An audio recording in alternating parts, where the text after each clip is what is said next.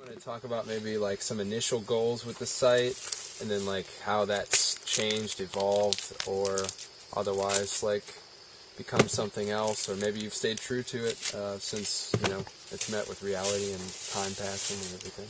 Kind of focused on permaculture within that too. Of like how you sure. I think I don't think we really understood the potential for a permaculture site until we got here and really started to try stuff, because too it just hadn't been documented, I guess, so we weren't really aware of it. But our goals when we came here was to be a service and educational entity, and so I think our primary thoughts was like, oh, we're going to have woofers, and we're going to do like this cottage industry, and we were thinking it was going to be like market vegetables and do like $20 a pound salad greens and stuff like that. But this site wasn't conducive to that, and we definitely did woofers, and we definitely have grown a lot of salad greens, but there's not really a good market for salad greens as far as your backbone or your economic machine. The season is just incredibly short, 3-month growing season, so it's very, very limited if you're going to try to make it as a CSA or some sort of market farm. And I think our service, we definitely did a lot of woofing and bringing people on site, and we still do. But I think our focus is more like the Baker River Valley, like really just saying that's good enough. Let's try to do all we can for the people of this valley, and make that the primary service goal. And look at outreach programs and whatever we can do to really amplify the community that exists here. And so I think when we came here, I didn't really see that as clearly. But this is my understanding of it a lot. It's a lot more clear now. But, yeah, I like that. Works well for that. It's really rewarding. Would you mind talking about ways specifically like that DAcres does engage with the community, like through workshops or classes, or if you have, just ways that you interact with, maybe separated into different categories of local and just people passing through? Sure. I mean, there's how we're principally supported is, a good portion of how we're supported is people coming from far. Like people coming here from New York City and Montreal, Quebec, and spending the weekend, and that's how we can make a lot of money to sort of support our other programs, which is more based towards like local youth, trying to get them on site to eat the food, meet the animals, spend some time on the farm. It's more or less tours, often work related. Try to get their hands in the dirt. So that's a primary function we do. And then we also have events, ongoing events. So there's like pizza and movie night, community potluck, open mic, farm feast, breakfast, these cooking with the seasons. And that's every month. So that has a regulars as well as new people get to come for that. And that really, the focus of that is the food and the face-to-face. And, we don't really charge a fixed price for any of that. It's really by donation, so it attracts all kinds of people. It's really great. Then we also do, like workshops, how to raise a chicken, or, composting 101, or do like a permaculture design course and do like a teacher training this year, which is really great. Immersion type experience for people. I really appreciate that. We also have like different ways that we use the organization to connect local food to the people that eat it. So there's like, we initiated a program called Local Foods Plymouth. It's an online platform. It's like for, if you want to order some milk from one farm and bacon from another, you can do that online, and they'll deliver it to one spot, and you just pick it up. So it saves you from driving all over Creation to get your food, and it gets the farmer, so he doesn't even have to go to the farmer's market. He could just take this out of the freezer, pick this, and just, it's not like farmer's market can be a big bunch of overhead. It's great for meeting people and stuff like that, but standing in the hot sun with a head of lettuce that's, you're going to end up having to feed to the pigs or something. It's no fun. Then, like, we also work with Local Goods Guide, which is like how it started as a little pamphlet, like 8 farms in it, and now, I don't know, it's got like 60 farms in it, and different, like, local businesses, secondhand stores and stuff like that. So it's all about localizing the economy. And once again, it sort of started with like desktop printer, and now it's printing like 12,000, and it's an independent business entity. So like we help out with it and so forth, but like we nurtured that and nurtured it so it could be something. Start it up, catalyze it. So that's and plus, I mean, it's an experiment in progress, every bit of it, and so that's a lot of value in terms of the success of the project. I know we might want to touch on that. I mean, I think it was a success from the first day, from what it was to what it was that first day. There was a definite break there, and that was the biggest success that we've had, is just doing it, just putting your roots in somewhere and letting them grow. That's a tremendous success in itself. Everything after that's just icing on the cake.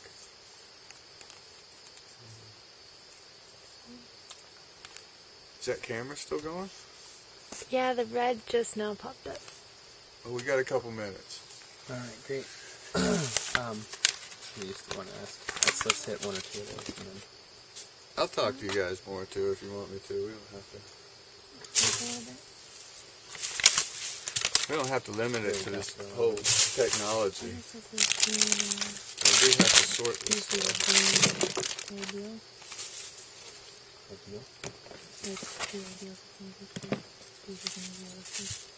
Oh, go ahead. Give me one.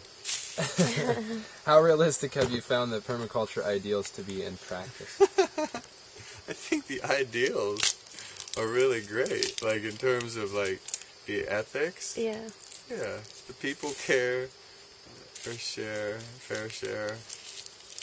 earth care, fair share. I think it's really great principles to be working with and working upon that. I think it gets a little hairball sketchy when people like act like there's only one way to do something, or because there's been so many fads with permaculture. I remember when it started. Well, there's like chicken tractors and herb spirals. Like you had to have an herb spiral, and they don't work so hot. It might be nice on some occasions, but it's not for everybody.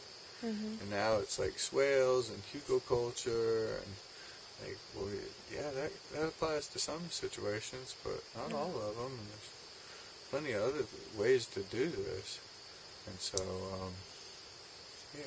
sort of try not to get caught up in that sort of thing. Trying to set up some sort of, this is how you do it. That wasn't really the question, though, was it? Sounds like it to me. I mean, that's it. I think that's good. All right. Want to do this one? The last two. I can't read that, but go for it. I'm just gonna. She wrote the question, but I'm gonna read that one. Given that permaculture grew out of an alternative approach to agriculture and the design of human settlements, it seems reasonable to ask, why does the permaculture movement in the United States appear to have a stronger tendency towards education than agriculture? Interesting question. I think people are looking for how to survive, and agriculture just is not a good formula for making it survive. I mean, we do all we can to get as much value as we can out of an egg, but it costs $6-7 a dozen to raise these chickens, And so if you're selling them for $4 a dozen, you know, it's not cutting it. So you got to make $20 to $25 a dozen. How are you going to do that? It's putting it on people's plate is the only way we can figure. And so that's what we're really trying to value add it. But yeah, I think, you know, there's a reason so many farms failed during the 80s. There's a reason, you know, there's government and there's corporate pressures that are making it hard to be a small farmer. And with that, especially without outside income, there's plenty of small farms out there that are registered, small farms, whatever, that 80% of their income comes from off-site. You know, one of the partners is a nurse. Makes all the money, works night, so they can keep a farm going. I don't know. That doesn't seem really right. Yeah. But so I think the permaculture bandwagon is sort of milking that education theme. For better or worse, it would be better, I think, if we had more concrete examples that people could be looking at, as opposed to all this theory, hypothetical, because it's it's going to be a Trojan horse when it's all said and done. It's kind of like the next question is going off of that. Yeah. So, you know, we've been looking at a lot of different workshops and training courses and stuff, just surfing around and seeing what's out there, and we found a lot of them to just be, you know, incredibly expensive. One of them, for example, is like $2,000 for 3 days, and they're often advertised as like, you know, something that's like, well, then you have this certification with this expert and all this, and some have coined this phenomenon permaculture capitalism. Ponzi. Yeah, Ponzi. an oxymoron, the intention of the movement. So how can we avoid like the perils of the old system, the establishment, which is basically what seems to be happening to a lot of permaculture educational opportunities? Yeah. Is that camera still on? It is still going. Okay. Maybe I'll save some stuff on this question for after it goes off. But there is definitely... I can shut it off if you want. No, it's fine. It's fine. There's definitely something to be said for this system of education in general is set up to, at this juncture, what we know, what we're familiar with, has to make money to a degree, has to make budget. Even the public school system there's budget limitations to all of this. In terms of what people are really getting for their money, you know, I think it's difficult to say the credibility. You know, permaculture course could change your life. It really could. I think it has for lots of people. And so, you know, if they, I don't know how much now for college tuition, hundreds of thousands of dollars for a college tuition, but not willing to pay for a life-changing experience. So, I mean, it's sort of a buyer beware mentality, and I think, you know, especially with all the stuff offered online for really inexpensive, the market is going to dictate where this goes. And, you know, I think it's unfortunate that the term gets overused or misused, and we're developing, you know, this whole buyer beware mentality, but I think that's how it is, so it's going to have to be for a while. I'm not sure there's any real alternative. I think the course, there's a lot of limitations to the course. 72 hours of instruction, I mean, really, it's hard to cram in with a mixed audience to make it a really, to make it suitable and applicable for that entire audience. So, as an instructor, or I don't really know what I am in terms of, as somebody who's involved with the permaculture design courses, the whole notion to me of a certificate is a little bit bogus, because like I didn't ever take a permaculture design class. I never paid the money to anybody to do this. So I don't want to downplay anybody who is doing it or is charging that kind of money, but I would like to, and the organization that we're in, what we're doing here, is really sensitive to feedback, critical feedback, positive feedback, and making adjustments. And so I'm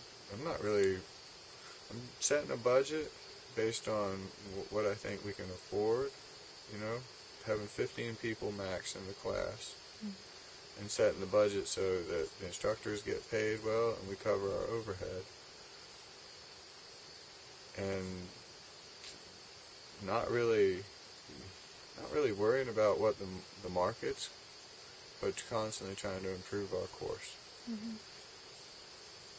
Just go from there. Not really, not try to get caught up in this, because our course changes dramatically. It's been changing dramatically year to year because we keep building material and really responsive to the feedback.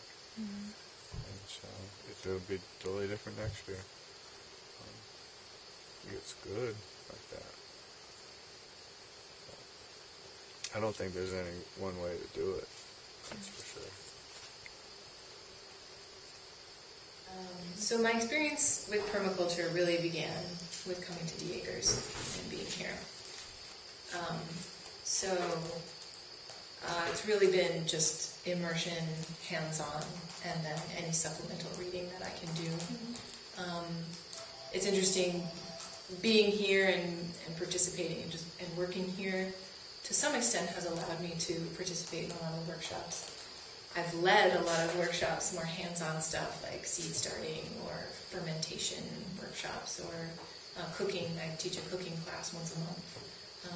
Things like that like have a grasp on. But as far as like actual permaculture stuff, I haven't really. I don't have a PDC, but what's that? You're doing it. Yeah, I feel pretty qualified as far as just understanding, really understanding, just because of experience and hands-on. And, so yeah, I mean that's getting a PDC I think is really amazing. I think the people who I've seen come through here the last 4 or 5 years that have participated in those courses and trainings have their minds have been totally open to just another way of looking at the world and looking at the land and earth and people, and then it's like the next step is like, oh well, how do we actualize those principles? And I feel pretty fortunate that I've been able to it just feels natural, like, oh, this is the way it's supposed to be. So do you mind talking about, what about this place, about DAcres, is really special to you, and maybe where do you see it going? Yeah, where's DAcres going and why is it special? That's a pretty complex question. I think a word that we often use here is to evolve, evolution,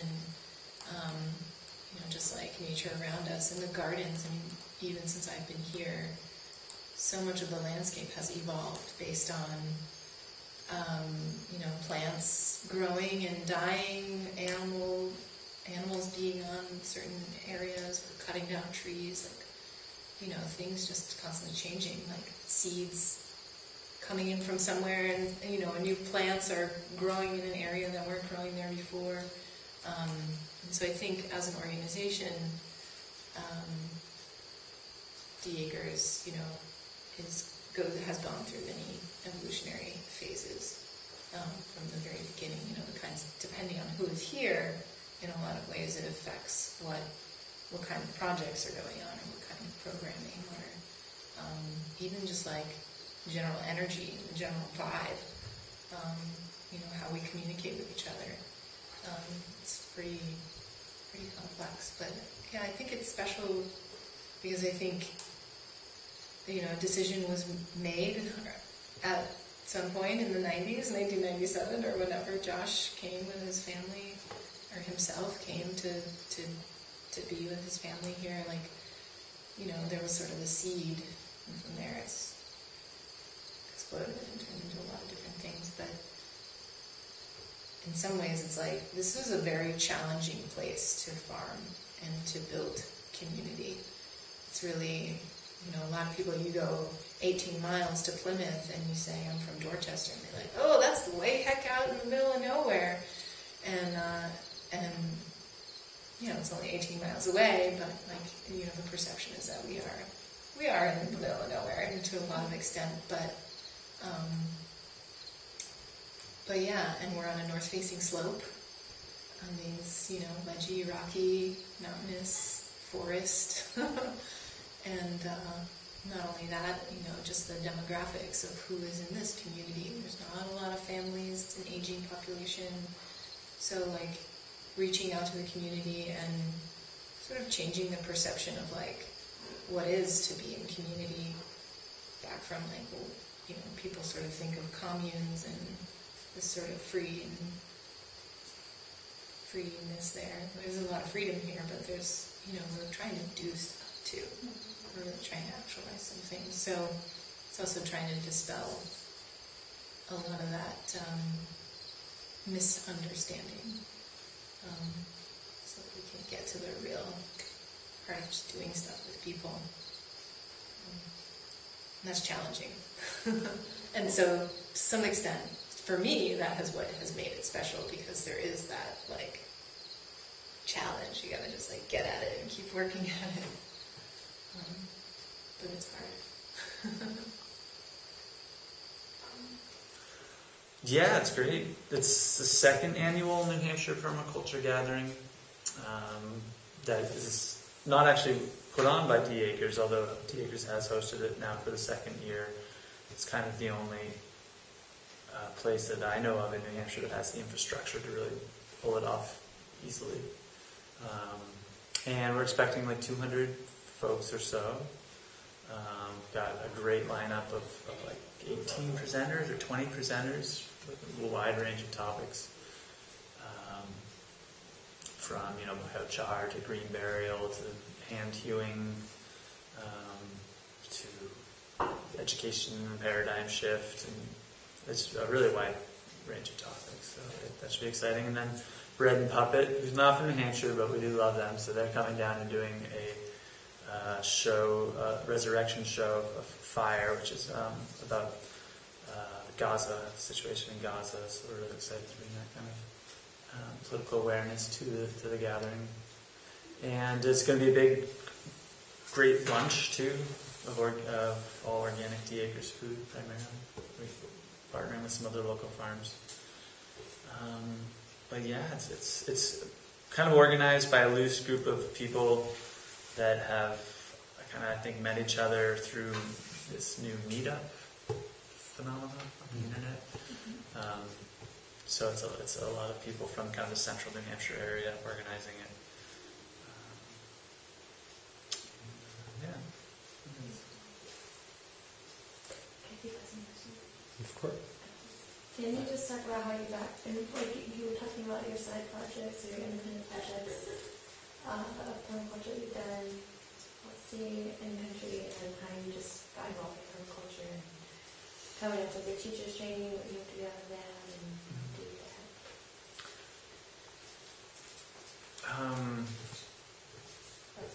That was a lot. Yeah, okay, so I guess, I don't know how do I want to answer that question. Been interested in kind of ecology and activism for a long time, since, I guess, college or before. And was living out in the Northwest in Washington and Oregon, and got kind of involved a bit out there in kind of activism around the WTO protests in '99, and involved some people doing tree sits and stuff up there. So I guess that was kind of a awakening of sorts. And then I got really into natural building for a while and did an apprenticeship with Mud Straw Love, doing straw bale building. So I guess and then there's other things too, teaching refugees English, and it isn't really too permaculture though. It does have a kind of a activist edge to it. And then, yeah, I don't know. I guess I was doing all these different things and didn't really never heard the word permaculture. And then like someone told you, oh, that's permaculture. I was like, oh really? All right, cool, if you want to call it that. And then I started like hearing that term more and researching online, knowing we wanted to start a property of our own somewhere or join a property that was, at the time we were using the word more just sustainable, kind of sustainable agriculture.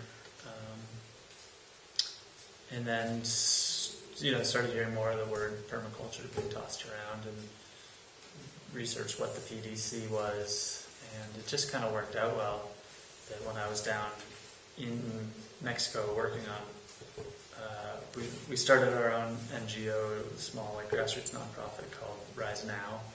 We've been doing projects for the past 3 years of building playgrounds out of recycled tires, or like more helping communities build themselves playgrounds. So it's kind of like a community empowerment and also, upcycling, I guess they could say, project. And it just happened that there was a permaculture design course happening right nearby over the border in Belize. So I was like, well, it was a great price. I was like, sure, let's take that. And we were, thinking about purchasing property at that point, so it sounded like a good time to do it. We're still considering purchasing property 2 years later, but it's a big decision. Does that answer it? I don't know. Yeah. I guess like with the teacher training that added on of what you have to do. Oh yeah. Do with that. I'm really curious to see how the teacher training goes. I think with the PDC it's very, these components you have that are kind of international curriculum you hit. Teacher training seems not as structured perhaps. I'm curious to see how it goes, or maybe there's a structure I'm just not aware of.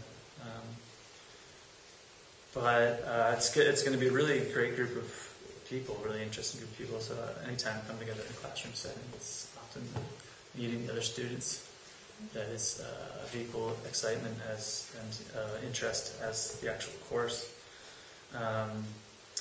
But I could use to brush up on some teaching skills. I haven't had too much education training, but then by leading these service trips, found myself in kind of that teacher role without really knowing. But just doing it instinctively, and that's worked out great. But it would be nice to kind of add some skills to that, hopefully. And I don't necessarily envision myself teaching the PDC anytime soon. But I'd like to add sort of elements of that to the service trips to do kind of like a service PDC hybrid that wouldn't be called the PDC. But, yeah. I guess that's it. Could you just talk to us about a few of like the innovations that are going on here on site? Like, for example, there's solar hydrator and like just examples of DAcres, like how they use permaculture here, like stacking functions. I'm sure you're familiar with what I'm talking about. Yeah, technology.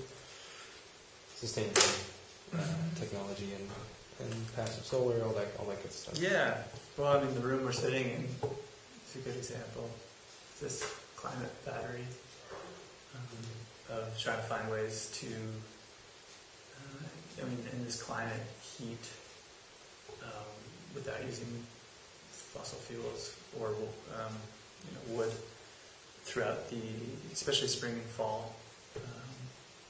So this sucks the air down. I don't know if Josh maybe explained this already, but puts all the heat when it gets up to a certain temperature up in the ceiling. The thermostat turns on the fan and sucks that air down into this giant thermal bank here in the floor. So then at night that can kind of do a radiant floor heating without actually using radiant, wood. We use wood primarily for heat here. But there's all sorts of things going on. I mean, it's more like by staying here for a length of time, you appreciate more subtle kind of things that aren't as noticeable as the panels on the roof or the solar dehydrator out front, or this system, which is very easy to talk about and easy to see. One of my favorite parts of the property would probably be the summer kitchen, which doubles as a greenhouse, kitchen, and kind of a common space for campers. But there's a lot going on here. In the gardens too, I think the forest to pasture kind of progression that Josh and people here have been able to show of how to do that without mechanization, other than chainsaws, which you could do away with if you had a lot of people. I think that's a really great example of kind of a long-term research project that they've been doing here effectively. So that's one of the things one of many things I've been impressed with. Sure. My name is Regina Rinaldo. Anything else? So I grew up in upstate New York, and just a pretty typical kind of suburban upbringing, public schools, that kind of thing. I am college educated. I have a Bachelor of Arts degree in writing and English. And yes, I am very interested in the outdoors and being outside, although that's been kind of a gradual thing as I got older, just really recognizing, nature is awesome. So just through travels, I traveled out west, met up with some friends in Alaska, and just the vastness of Alaska was just very inspiring. And I kind of was just, my mind was a little bit opened out there. I worked on a farm for the first time out there, and just really kind of, realized what just nature's capacity. And so then I got a job in southern New Hampshire, and I've pretty much stayed here since then. That was back in 2003. And working with kids, education, and outdoors. And kind of through that work, and just being involved in seeing kids in the outdoors, and then also seeing what they were eating. Like, it was a camp kind of experience. I just kind of realized, like, oh wow, there's so much better food that could be served to young people, more than tater tots and chicken nuggets and American chop suey. I was just kind of baffled by all of that. And here we were as an outdoor ed center teaching like ecology and like finish your plate and composting and things like that, like being light on the planet, and yet there was just this whole contradictory thing about what, like the food we were buying and what we were serving. And kind of from there, I got really interested in just knowing where my food comes from. Although, like I said, it was pretty gradual. I mean, it was always something I was kind of interested in, but kind of, it's on the slow, like, realizations of things. And worked on another farm, and then, just continued working on farms. And kind of grew out of that was a real activism and realization that growing your own food and living off the land is a form of activism, and trying to find alternative ways of living is a revolutionary act, and I really wanted to be a part of that. So a lot of that kind of thinking just kept putting me into places that then brought me here. And here, I've played a lot of different roles. Not played, but acted in a lot of different roles. But initially, as kitchen manager. And so really trying to fine-tune or just make more smoothly operational all the food events that we have going on here. Really hone in on food preservation, different methods of doing that, food preservation and food storage, working closely in the gardens with whoever's leading the leading the garden crew, to really know where things are, and then actually participating in the gardens and being in the gardens.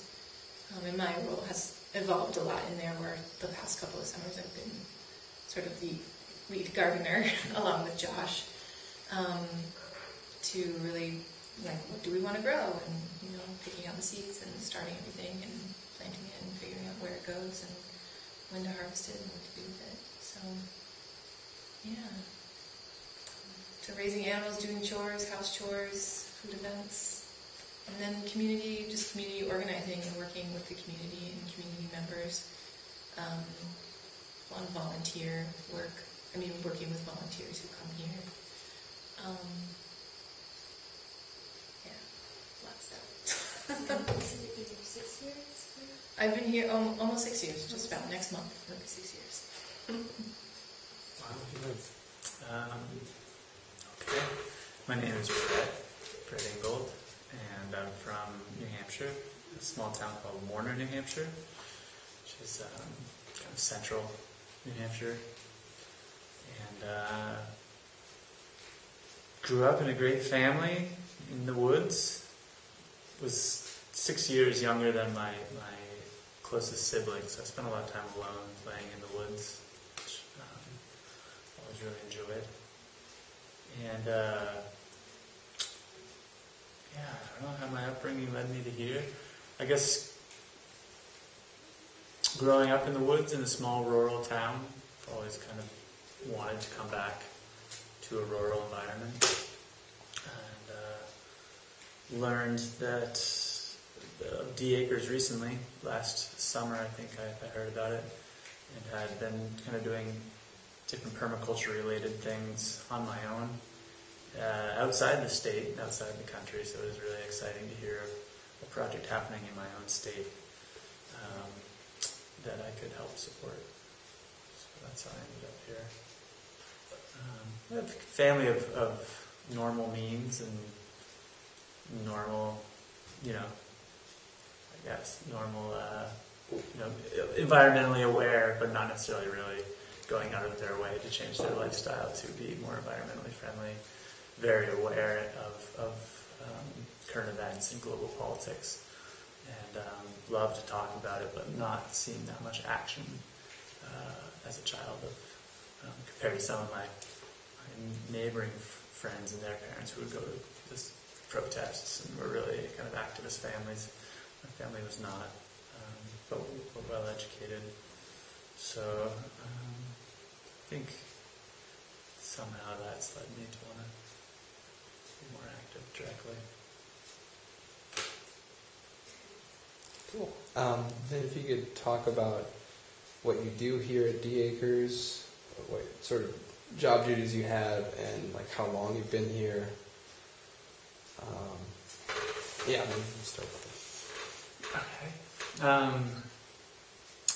So we arrived, myself and my wife Kristen, we arrived in end of April, and we joined on last winter, came and met with the folks living here. They were looking for someone to kind of take the lead on the hostel and hospitality side of the property, which is, I have a background in hospitality.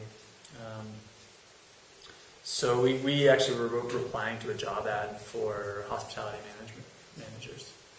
And I think it was really nice to be able to use that experience I have and that kind of specialty in hospitality, but to use it on a permaculture property and an organic farm. It's not very often you see those two meeting together. So I was pretty excited about the potential for the job opportunity here. And then also we've been involved for the past 3 years in the nonprofit sector. So this is a nonprofit farm also, so I felt like it was just a good match for those three reasons, and very much in line with what we were already doing with our own projects. So was there a second part to that question? I missed. Oh, my role here? So yeah, role here is multifaceted. I mean, we are kind of focusing on hospitality more than other people, but everybody kind of shares responsibilities here. And just the nature of the property, the phone rings, anyone answers it, and they have to know how to handle the reservations, and same with when people arrive. So everyone kind of knows how the hostel works, although we deal with it more, perhaps, than other people. But then we're also helping with all the gardens and all the animal husbandry and promotions and grant writing, organizing this big permaculture gathering that's happening, the teacher training week, and then cooking guests' meals, going to the dump. You name it, we kind of all get our hands in it. It's not. There's definitely a little bit of specialization that happens here, but it's everyone shares the tasks pretty equally. Name, age, hometown, education, your story, where you were born, where you came up from, and... Geez, okay. My name's Josh. I'm 43. I was raised primarily in North Carolina, but I spent a good bit of time up here. Education, I had a variety of experiences, some of them in the public school system, as well as some private school experience, so a lot of diversity there. Geez, in terms of how I got here, is that what you're asking? Or? Well, some of it's family. You know, I was related to some people that come up here before me and came with sort of similar intentions. They were interested in being closer to the land and less connected to the urban infrastructure in the city. But so a lot of fate, and I was definitely really interested in being on a land-based project. So, yeah, fate, good fortune. That's what got me here. I should have said too, like, when you're done, just look at me and I'll know. Okay, sure. You know, you give me that look. Death stare him. Because like I said, I don't want to be interrupting you. I don't want my voice in there at all. Sure. Great. And then could you talk about your role in DAcres? I mean, like, how long have you been here? What's your position? Yeah. And what you do? So my role at DAcres is to more or less be a conductor, connector. I'm a facilitator of the organizational mission. So I do a lot of things. Basically, whatever needs to be done. Are you gonna take a break? Sure. But yeah, variety of tasks. Christine, one of them. It's nice for me because I don't really end up getting bored with anything. Hate to be bored. You hear people talk about being bored, and it's sort of ridiculous. There's so much to do all the time. Do you work more with the agricultural components of the farm, or the hostel part as well, or do you kind of focus on one of those areas? Well, should I start from the beginning again, or should I just keep going? Yeah. If you wouldn't mind saying those things, because it was the car and the trash bag. Yeah. Or the as far as what I do here, the principal facilitator. I have the title of director, but I like conductor.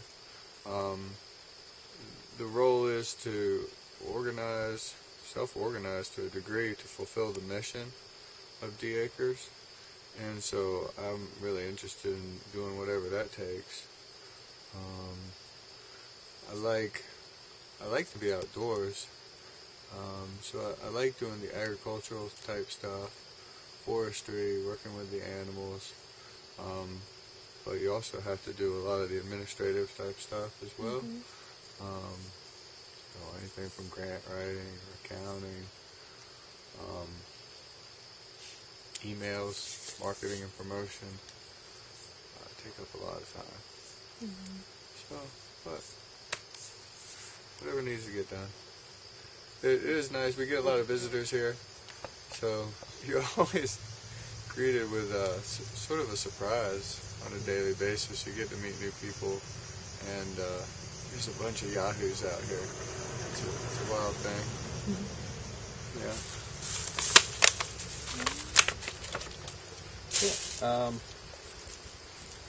I guess I wanted to know a little bit about, what interests you about permaculture and sustainability. Like, how did you come about learning or come into the sphere of permaculture? Like, if you took a PDC or if you just read some books and were like, I could do that, or what's your story? Well, for me, like, the whole term really got introduced to me when I spent a summer in Carbondale, Colorado, because Rocky Mountain Permaculture Institute is right there, so they have a big influence in the Roaring Fork Valley. And there's a teacher, instructor. I was at a summer program, renewable energy program in 1995, and this fellow Ed Eaton would take me aside, and we would go chat and drink tea, and he ended up showing me some of these videos with Bill Bolston in them. They're really they're funny videos, when you look back at them. But they're great, they're really inspirational and got sort of the wheels turning. And then, lots of reading, lots of visiting sites,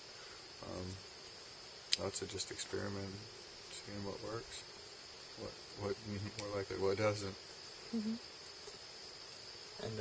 I was hoping you could share with us, like, with DAcres, since you've been here, I think, 17 years.